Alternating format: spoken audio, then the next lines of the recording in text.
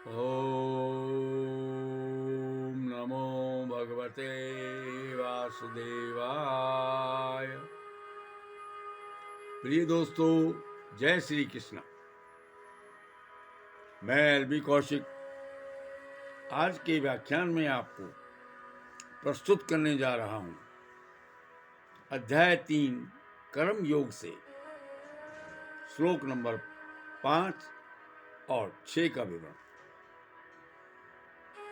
भगवान श्री कृष्ण ने कुरुक्षेत्र की पवित्र भूमि में अर्जुन को गीता उपदेश दिया और वह गीता उपदेश ब्रह्मांड के प्रत्येक प्राणियों के लिए सुलभ है और अमृत तुल्य है।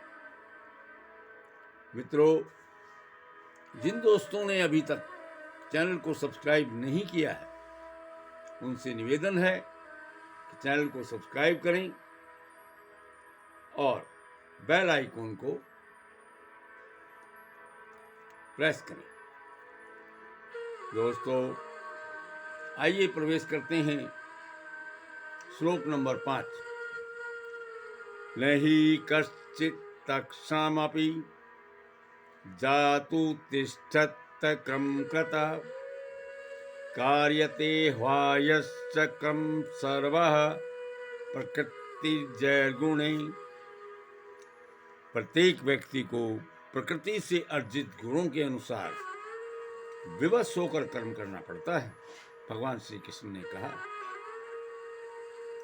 अतः कोई भी एक अक्षण भर के लिए बिना कर्म किए नहीं रह सकता, क्योंकि यह जीवन ही कर्म है, जीवन चक्र ही कर्म है। उसमें बिना कार्य किए कोई रुक नहीं सकता, चाहे वह स्थूल शरीर है या आत्मा। आत्मा भी अक्षण भर के लिए बिना कार्य किए नहीं रहता, वह सदैव चेतन रहता है। दोस्तों, भगवान श्री कृष्ण की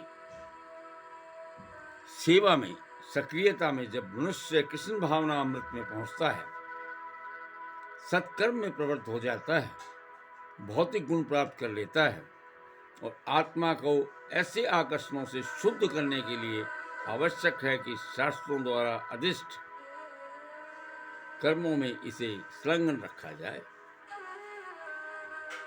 किंतु यदि आत्मा कृष्ण भावना अमृत के अपने स्वाभाविक कर्म में निरत रहता है तो वह जो भी करता है उसके लिए कल्याणमय करता है। श्रीमद् भगवद गीता द्वारा इसकी पुष्टि की गई है। त्यक्त्वा सौधर्म चरणाम्बुजं हरेर्भजन्नस्य को पते ततो यदि यत्र वाम भद्रभूद्रश्यमुष्य किं को वार्य आप्तो अभजनाम सौधर्मतः।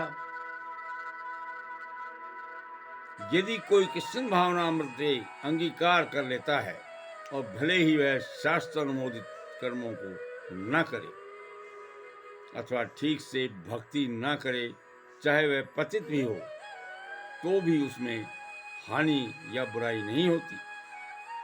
किंतु यदि वह शास्त्र अनुमोदित सारे कार्य करे और श्री कृष्ण भावना भावित न हो तो वे सारे कार्य किस लाभ के हैं।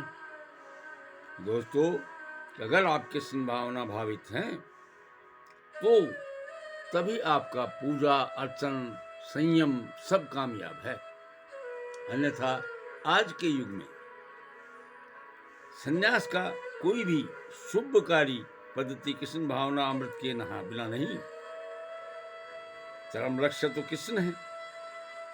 सहायता देने के लिए आप संन्यास आश्रम में जा सकते हैं, क्योंकि कृष्ण भावना अमृत के बिना सब कुछ व्यर्थ है। दोस्तों, इस प्रकार मैंने आपको 5वें श्लोक का विवरण आपके सामने रखा है और इसी तरह से इसी क्रम में मैं आपको 6ठे श्लोक के बारे में विवरण प्रस्तुत करने जा रहा हूं। कर्मेन्द्रियाणि संयम यास्ते मनसा संवरणः इंद्रियार्थं मूढ़ात्मा मिथ्याचारः स उच्यते। जो कर्मेंद्रियों को वश में तो करता है, किंतु जिसका मन इंद्रिय विषयों का चिंतन करता रहता है, वह निश्चित रूप से स्वयं को धोखा देता है और मिथ्याचारी कहलाता है। दोस्तों, जो मनुष्य मिथ्याचारी है, जो किसी भी धर्म का पालन करते हुए इंद्रियों के वश में रहता है, इंद्रिय तृप्तियों के बारे में सोचता है, चाहे वह कितना भी विद्वान हो, कितना भी निरपेक्ष रहकर आपकी सेवा में लगने की कोशिश करे, आपको किसी प्रकार का धर्म ज्ञान दे या आपको किसी प्रकार का कोई भी धर्म का रास्ता भगवान कृष्ण भावना भावित होने के बारे में बताए, तो भी वह मनुष्य सत्य नहीं है।